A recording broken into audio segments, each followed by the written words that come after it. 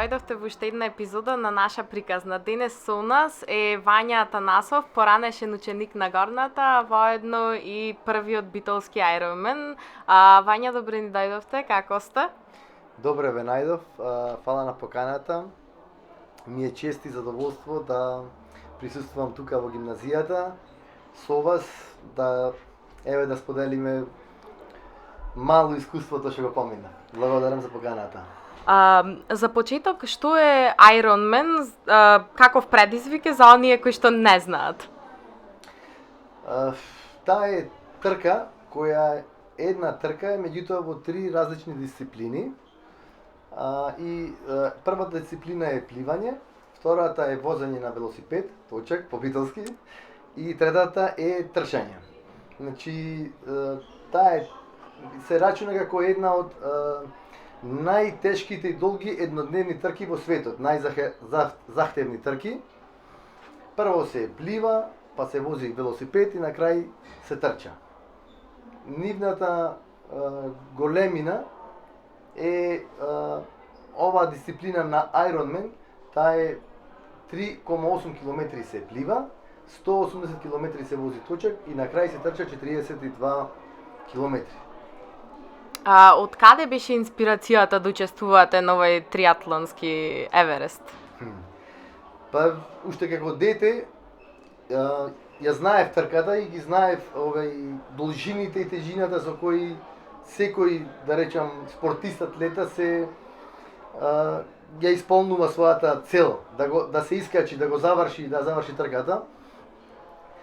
Пошто кај нас нема клуб, немаше ни услови, тоа ми беше само како една замисла какви се тие луѓе. Мислам, што треба се да човек да направи за да може да го стигне тоа, да го достигне.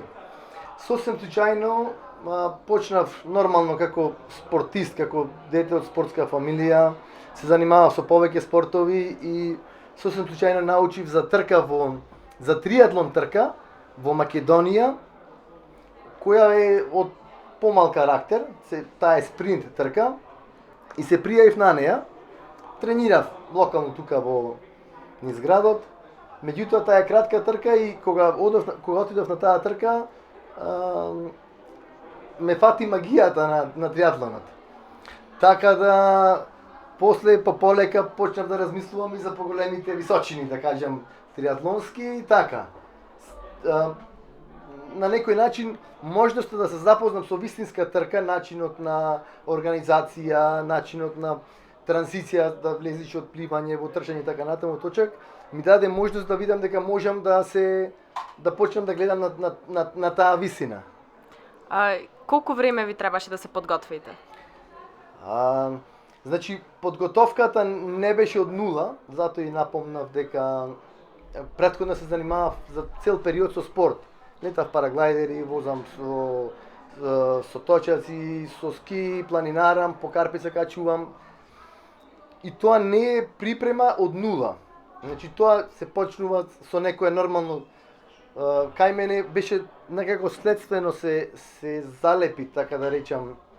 Почнав рекреативно да џогирам, па после се појави трката, таа кратката трка во Дојран. И потоа со пријатели кои беа во Дојран ми кажа дека има поголеми трки, не на ова ниво, меѓутоа исто на делот Ironman со пократки должини и така некако ми даде мотив да се спремам и така влегов во таа приказка. Меѓутоа ми требаше 10 месеци од кога се пријавив. Значи јас веќе имав некоја припрема, да речам солидна припрема, имав истрчани маратон, имав полумаратон, имав извозено преку 100 километри и од кога решив ми требаше, значи, на таква припрема 10 месеци континуирано спремање. Затоа викам, спремањето не е од нула, па сега ми треба 10 месеци, туку тоа е некако животното искуство, животната пределба и се залепи на ова. Дали имаше доволно локации во Македонија кои можете да ги искористите во текот на подготовката, со оглед на тоа што Македонија, поготово Битола, не е град кој што многу располага со велосипедски патеки за трчање, затворени базени? Да, за жал, Проблемот во Битола е тоа што нема затворен базен, ограничени се можностите и во тој дел нема тартан патеки, нема патеки за тренирање и нема ни триатлон клуб. И во тој дел жртвата е, да речам, тежината е поголема.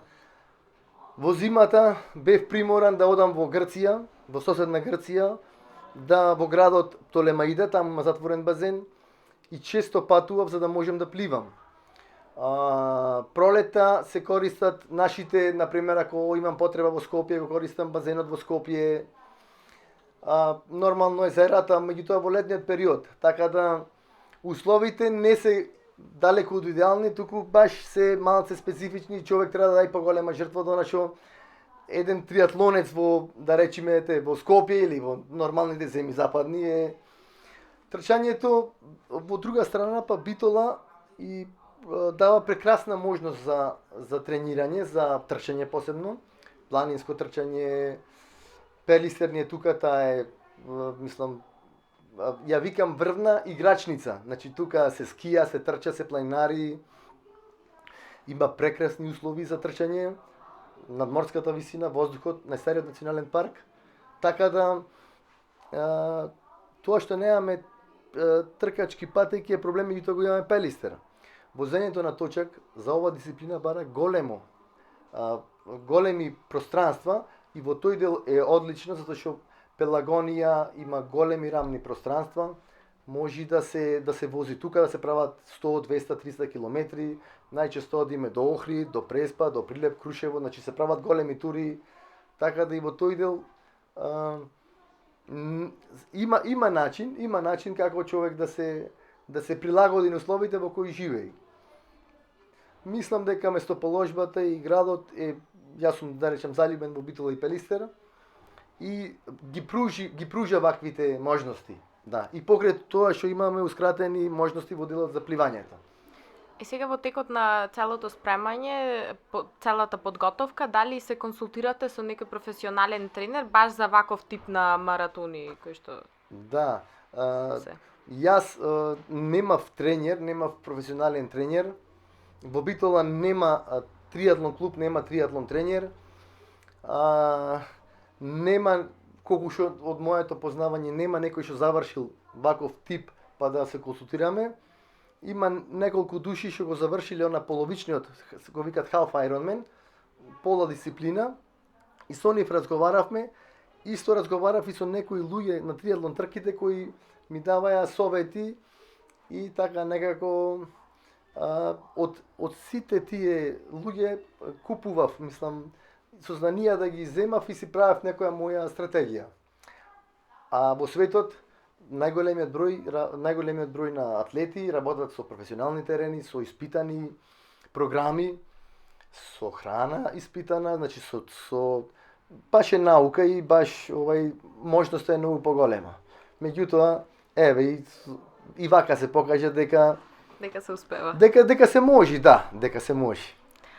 Дали добивте поддршка од вашето семејство со оглед на тоа што е предизвик полн со ризици? Апсолутно да.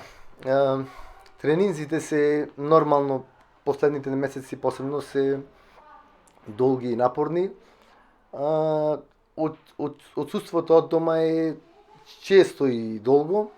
Посебно што јас не ми е ова професија и не сум професионален спортист. Работам, имам обврски, имам фамилија, така да во тој дел, како да кажам,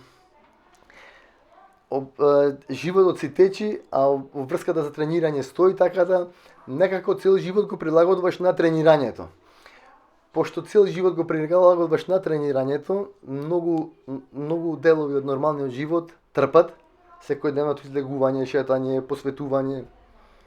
И во тој дел фамилијата мора да разбере да е поддршка. Значи, кога ќе ве нема вас пола ден за викенд или не можете да одите на одмор, тоа што е.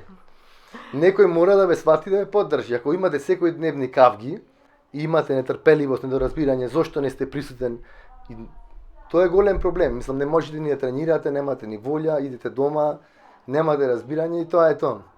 Значи, успехот не е самостален, не е успех на еден човек, не е едноставно, пошто е долг процес на тренирање и созревање за да го издржиш тој напор, да речем. Што беше клучното нешто кое што ви одржуваше мотивацијата до самиот крај на триатлонот? Клучното авантурата, инспирацијата, можноста да се види дали човек може да го достигне пардон, може да достигне нешто што за него е недостижно. Значи, самата помисла дека влегувате во нешто што ви е недостижно.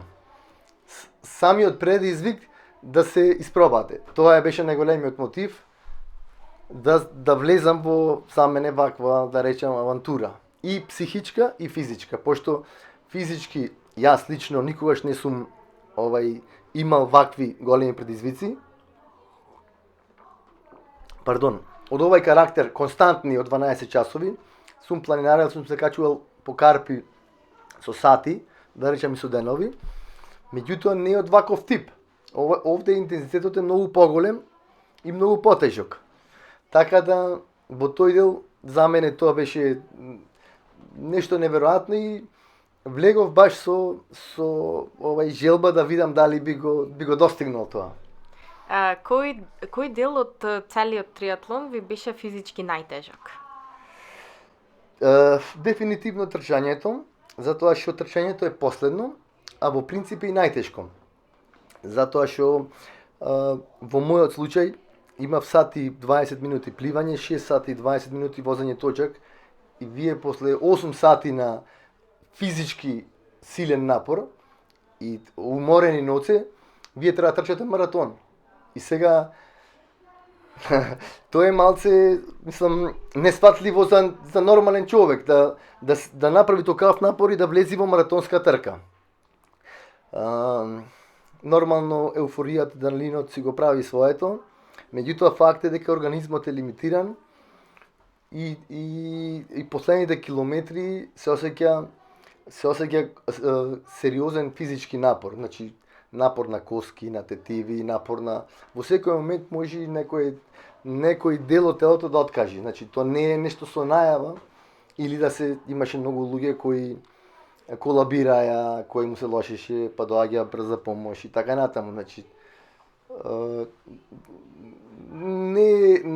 не е едноставно, апсолутно не е нешто што не може да се направи, пак дека го прават илјадници луѓе во светот, меѓутоа тоа е предизвикот на пред се на волјата на спрема физичката спремност. Која беше првата мисла која ви дојде на памет пред да го започнете триатлонот?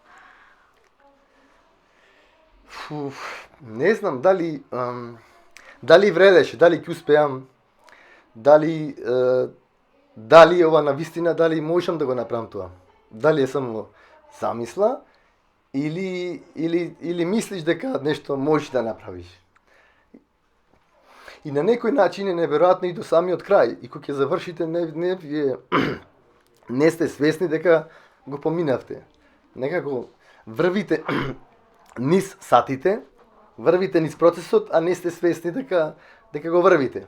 Така да, не знам, некогаш уште ми е неверојатно дека го издржав таквиот напор. Со наводници, да речам, таква леснотија да излезам без големи кризи и препреки. И тоа ми беше многу битно, да го завршам во здрава смисла, да не колабирам или да не се борам буквално за живот, да го завршам достоинствено. И така и направив. На крајот баш, кога ќе завршите, какво е чувството тогаш? Од големиот напор во моментот кога ќе седните, целиот мене ми беше така, не можам да кажам за другите, има и нормално во светот далеку поискусни и подобри, и во Македонија, во Скопје. Целото тело ми трепереше, значи не навикнато да седи, да се одмара. Веројатно од брзото дишење човекот е хипервентилиран и се наоѓа во една состојба на како не знаете кај сте. Буквално како во пробате да го смирите организмот и сте изгубен. После неколку минути сваќате дека кај се наоѓате и дека трката е завршена и тогаш се враќаат оние сите сетила надворешни кај се наоѓате, што се наоѓате, кој му голуба се така натаму. Така да тоа чувство е, не знам, интересно, исполнето, изгубено, повеќе чувства се, не нешто што сте мечтаеле една година и сте работеле секој ден и сега најнаш завршува и тука се тие чувства измешани, испреплетени, измешани. Да. И за крај, што би им порачале на сите оние кои што сакаат да се втурнат во ваков предизвик, а сепак имаат некоја резерва во себе или пак некој страв? Ништо, да пробат, ништо не е невозможно, ништо не е. Се е возможно. Човекот нема лимит, се е во неговата глава. Сигурен сум тоа и да не успее човек, храброста да се проба да се влеси во некоја негова граница, да турне некој негов предизвик, е најголемиот процес. Целта дали ќе се исполни или не, навистина мислам дека е небитно, затоа што лично јас процесот кој го правев за да стигнам до да го завршам Ironman, тоа ми беше цел да завршам. Времето не ми беше приоритет, ниту ми беше битно. И нешто што на прв поглед личи невозможно, верувајќи и тренирајќи се исполни. Значи, и да не завршев, ќе ми беше како да откажеше некој дел од организмот или се случеше нешто. Повторно ќе ја имав, да речам, како да кажам, промената во себе која се прави со туркањето на сопствените граници. И така да луѓето не треба да се плашат да пробат да ја турнат границата, не треба да се плашат да не успеат. Неуспехот е за човекот, затоа неуспехот не е крајот. Секогаш може да се проба наново, да се проба наново. Големината е во да се победи стравот, да се оди надвор од она што е за себе замисливо. И тоа е, мислам, најголемата, како да кажам, награда која човек си ја добива кога си го остварува кога своето незамисливо. Тоа е тоа. Драги гледачи, тоа беше Вања Атанасов, првиот битолски Ironman. Ви благодарам вас на поканата и беше многу мило и пријатно со вас.